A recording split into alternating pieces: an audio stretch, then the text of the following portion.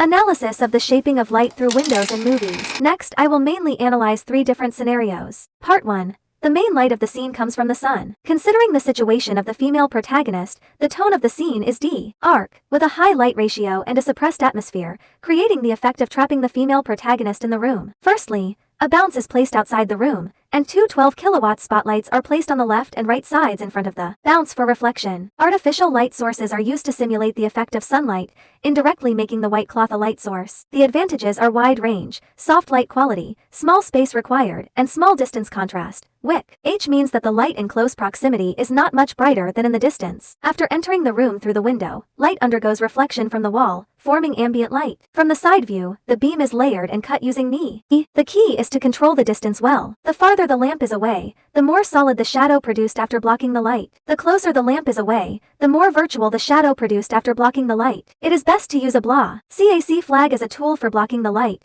because it can be used to absorb light, absorb overflow light, and create shadows. The cutting beam shown in the figure is made of a lamp with strong directionality and smoke. This lamp is not treated with EFT light, and to prevent overexposure, a net is added to the blinds to reduce brightness. A sky panel is also added above the window for decorative lighting, creating a more realistic sunlight effect. Part 2. There are 2 light positions, such as a tilted desk lamp and a window. The key is the position of the window, and each beam of light indicates 3 elements: spotlight, blinds, and smoke. The beam of light under the Fresnel lens is shaped in the smoke due to the Tyndall effect, and the bell ends cut the light into strips. By observing the light density on both sides of the scene, it can be determined that there is more than one light outside the window. For example, in the movie The Same Flow, the main light outside the window is not as hard as 007, and smoke is also emitted. The angle of the light is lower than 007, and the contrast between light and dark in the entire room is higher than 007. Therefore, I speculate that there is a large area of soft light cloth outside 007's window, but if a tungsten filament lamp passes through the soft light cloth and hits the room,